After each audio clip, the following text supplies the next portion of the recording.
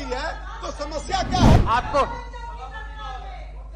महोदय, ये सदन, इस सदन में ये ना ये ठीक परंपरा नहीं है। आपको ये परंपरा आपको यह काम इनको करने के लिए किसने रोका था? ये 15 साल सत्ता में रहे, इनको किसने कहा था कि ये काम मत करो? लेकिन यह सत्ता में गए तो राजा, हम राजा हैं। आजीवन 14 प्रखंडों में 720 बेड छात्रावासों के निर्माण होगा। साथ साथ छात्रावास अनुदान 1000 से 2000 किया गया है। उसी तरह से कबीर अंत्येष्टि अनुदान, यानी सरकार जन्म से लेकर मृत्यु तक सरकार आज गरीब लोगों की चिंता कर रही है। नहीं तो कभी कभी गरीब आदमी मर जाता था, किसी तरह से निधन हो गया, एक्सीडेंट हो गया, कोई दुर्घटना घट गई, तो कोई उसको देखने वाला सभापति महोदय नहीं होता था। आज सरकार यदि किसी तरह की दुर्घटना होती है, एक्सीडेंट होता है, तो आपदा के तहत सरकार उसे 5 लाख रुपए की सहायता राशि दी जाती है और उनके कबीर अंत्येष्टि के तहत उन्हें 3000 रुपए की अनुदान राशि दिया जाता है ताकि उनका अंतिम संस्कार किया जा सके। उसी तरह से दिव्यांग, कई ऐसे गरीब बच्चे दिव्यांग की श्रेणी में आते थे जिनके घर में कोई देखने वाला नहीं होता था, असहाय होते थे। ऐसे गरीब बच्चों के लिए 1768 लाभार्थियों को कृत्रिमंग एवं सहायक उपकरण उपलब्ध कराया गया। मुख्यमंत्री विवाह कन्या योजना के अंतर्गत 97,111 लाभुकों को लाभान्वित किया गया है। 5,711 लाभुकों को लाभान्वित किया गया है।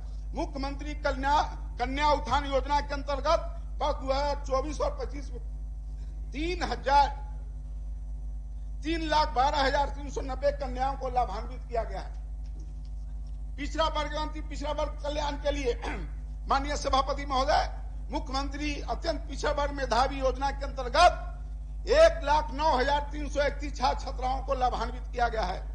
38 जिलों में कुल 39 अन्य पिछड़ा वर्ग कल्याण आवासीय +2 उच्च विद्यालय के भवन निर्माण की प्रशासनिक स्वीकृति दी गई है और अब 16 विद्यालय भवनों का निर्माण पूर्ण हो चुका है।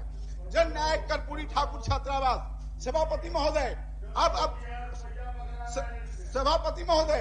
अब कर्पूरी कल्याण छात्रावास मैं घूमता हूं, देखता हूं तो मुझे बड़ा सुखद अनुभव होता है।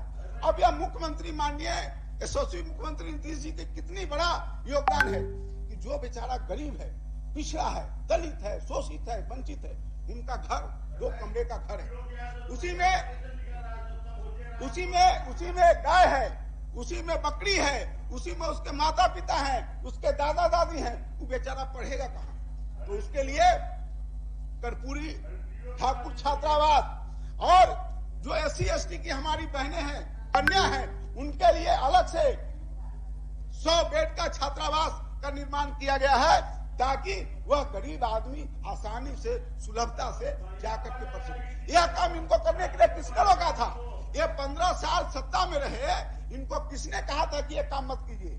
यह काम इनको करना चाहिए था, लेकिन यह सत्ता में गए तो राजा, हम राजा हैं, आजीवन हम राजा बन गए, यह सपना देखने लगे। और जब मुख्यमंत्री जब बने तो ये सेवक की तरह गांव में जाकर के गरीबों के बीच में सेवा भाव से काम करते रहे। आपको काम करने का अवसर मिला था, लेकिन आपने किया नहीं। आपने क्या, हम तो राजा हैं और हम आजीवन राजा हो गए, यह सपना देखने लगे थे। अवसर मिला, आपने किया नहीं। और साथ साथ रोड सड़कें जो आज बनी है, गांव के लोग कहता है, किसान कहता है, मजदूर कहता है कि अब रोड पर चलने में डर लगता है। हमको क्यों डर लगता है भाई? तो पहले डर लगता था कि रोड पर छीना झपटी होता था, अब लगता है कि इतनी तेज रफ्तार से गाड़ी जाती है कि हम लोगों को अब चलने में डर लगता है। तो आज सड़कें इतनी अच्छी हो गई है कि लोग फर्क समझिए। आप कहते थे कि रोड बनाने से क्या फायदा है, पुलिस आ जाएगी तो गांजा वाला को पकड़ लेगा। आप कहते थे हमारे पास गाड़ी का है, हमारे पास भैंस, हम भैंसे पर चढ़ के जाएंगे। अब वही पशुपालक 4 व्हीलर गाड़ी से अपने घर से बच्चा को स्कूल पहुंचाने के लिए जाता है। यह मुख्यमंत्री ग्राम सड़क योजना का देन है। यह मुख्यमंत्री ग्राम सड़क योजना की देन है कि जो फेरी करने वाला था, जो सब्जी बेचने वाला था, कपड़ा बेचने वाला था, बर्तन बेचने वाला था, वह बेचारा माथे पर रख करके गांव गांव भटक करके बेचता था, और वही फेरी वाला मोटरसाइकिल से और गाड़ी से गांव गांव में जा करके अपना सामान को बेचा। यह सड़क बनाने से फायदा हुआ। आपको आपको यह जानकारी नहीं थी। आज जान लीजिए, आज जान लीजिए, गांव में कभी कभी मैं तो कहूंगा कि आप सब लोग मेरे साथ चलिए, कभी अंधेरे में लोगों को जाने में गांव में डर लगता था। आज जिसको अंधेरे में छरदेवाली टपकने की आदत थी, उनको बिजली से तो अब बेचैनी छेबे करेगा, बेचैनी छाएगा, क्योंकि उनको अंधेरे में छरदेवाली टपकने का आदत था। अब पूरे गांव में बिजली रहती है। अब मैं गांव में गया मेरे मित्रों, मैं गांव में गया तो गांव के लोगों ने कहा, जब गांव में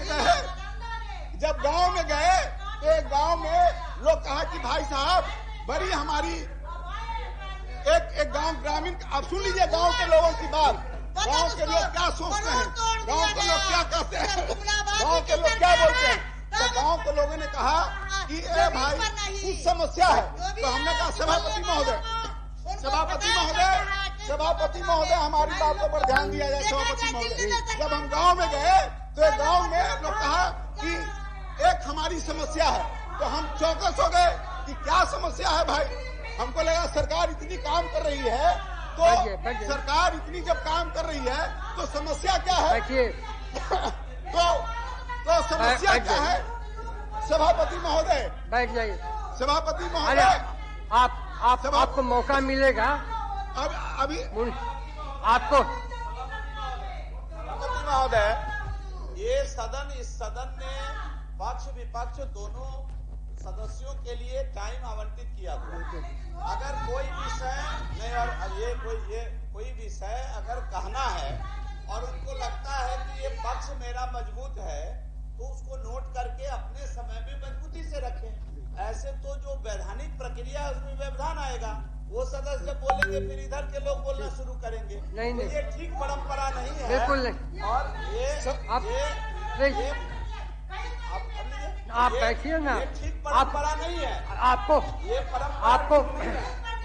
आपको समय दिया जाएगा। अरे बोलने दीजिए, अरे आप उनको बोलना है अपना। सभापति महोदय, जब मैं गांव में गया, आपको समय मिलेगा तो आप कहिएगा अपनी बात। जब हम गांव में गए तो गांव के लोग इकट्ठा होकर के कहे, नहीं ठीक।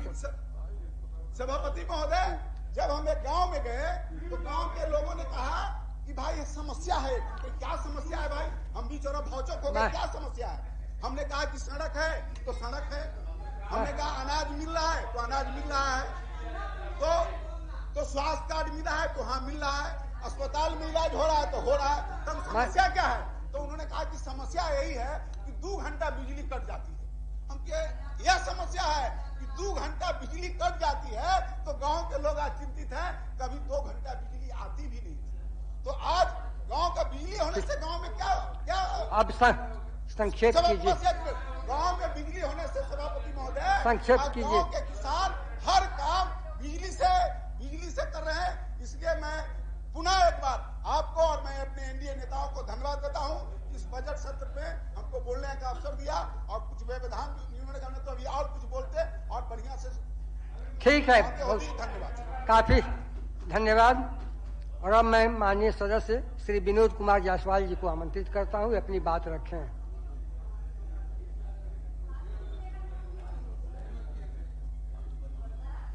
आवाज, हेलो। माननीय सभापति महोदय, मुझे बोलने के लिए समय दिया आपने, इसके लिए मैं आपका आभार प्रकट करता हूं। मैं पिछड़ों दलितों के हमारे नेता माननीय लालू प्रसाद जी, हमारे माननीय नेता तेजस्वी यादव जी, हमारे सदन के विरोधी दल के नेता माननीय राबड़ी देवी जी। पनोरमा ग्रुप, जो सोचता है वो करता है। आपके अपने सपनों का आशियाना। ये लो मुंह मीठा करो, आज मैंने अपना जॉब छोड़ दिया, अब हम पूर्णिया वापस जाएंगे। जॉब छोड़ दिया है? मतलब ये घर कैसे चलेगा, हम करेंगे क्या और माँ बाबूजी क्या बोलेंगे? इसलिए मैं एक और मिठाई का डब्बा लाया। अपने बिजनेस के लिए लोन अप्रूव हो गया। अरे लोन अप्रूव हो गया वो तो ठीक है, लेकिन पूर्णिया में हम रहेंगे कहाँ? अपना घर भी तो नहीं है वहाँ। इसलिए तो एक और मिठाई का डब्बा अलग से लाया हूं। हमने पूर्णिया में घर ले लिया है, पूर्णिया के ई होम्स पैनोरमा में। पूर्णिया में पैनोरमा ग्रुप लेकर आए हैं ई होम्स पैनोरमा। बड़ा घर, आलीशान जिंदगी और अत्याधुनिक सुविधाओं के संग। अरे अरे, अब क्यों मुंह मीठा करवा रही हो? क्योंकि हम घर वापसी जो कर रहे हैं। घर वापसी की खुशी पूर्णिया में ई होम्स पैनोरमा के संग। E Homes Panorama, luxurious lifestyle redefined.